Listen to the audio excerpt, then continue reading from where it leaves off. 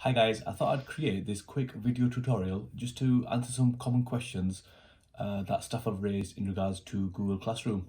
So what I'll cover today is how to allow students to edit files, how to make a copy of each file for students, how to also see progress that students have made at a glance. Okay, here goes. Okay, so students are having problems editing documents. Let's have a look. If I create a quick assignment, let's call it task 1, and I attach a file. In most cases, what we're attaching are PowerPoint presentations. When we attach that PowerPoint presentation, we have to be aware that Microsoft Office is a paid package, and PowerPoint won't give us the full functionality here. It will allow students to view the file, but it won't allow students to edit the file. The way around that is if we click onto the PowerPoint. Now, when we click onto this PowerPoint application, it's opening it in the browser. You can see the logo for PowerPoint, and it's not really letting me type or click or change anything. How we resolve that is we open with and click onto Google Slides. What's happening here is it's converting the PowerPoint document to a Google Slides document. Then all I need to do is make sure I'm saving it, so save as Google Slides, and then I'm gonna remove the original that we had. We can see it's a PPTX, we don't want that. And then it's converted it, it saved it, here we go, add. It's gonna be in our most recent on Google Drive. As I can see, the icon, yep, that's the one I want. Click add. Now it's an editable file. Click onto it. Students are going to have the same experience of editing in this document. And now these are much more useful, these options. So students can edit the file and students can make a copy. It will make a copy for each student. I don't use the students can edit the file option. Why? Because they're editing the original.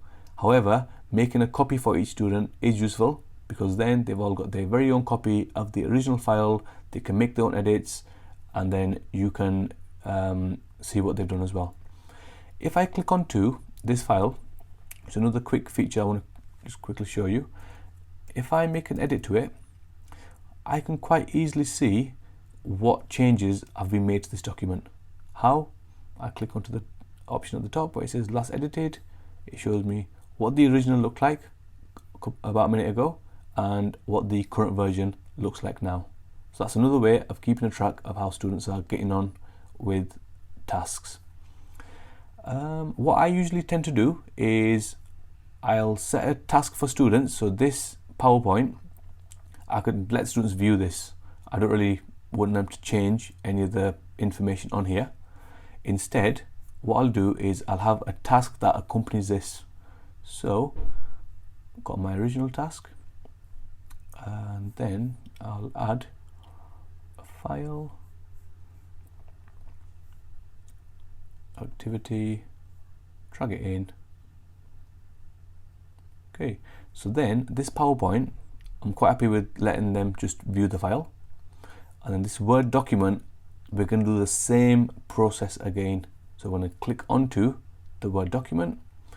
A problem with Word is when we converted the PowerPoint to slides, there wasn't as much of an issue with formatting. When you convert a Word document to a Google Docs document, there are a couple of formatting issues that you need to be aware of. You might just have to change things around a little bit. Same thing again, file, save as Google Docs. And then on here, I'm gonna get rid of that. Gonna add file, find it in my recent, and attach it.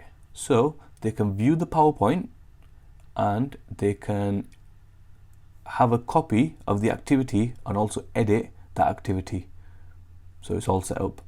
The advantage of doing it this way, where we've got a separate one-page document where they're adding their answers, is that at a snapshot we can quite easily see who's completed what piece of the work. So here I can see in terms of the students, these guys have all done it. These two, they've not done it. And that's quite easily accessible, quite easy to see, and quite easy to assess as well. I hope I've answered the questions that were raised. If you've got any more questions, feel free to get in touch, drop me an email. Thank you very much for listening, and yeah, take care. Bye.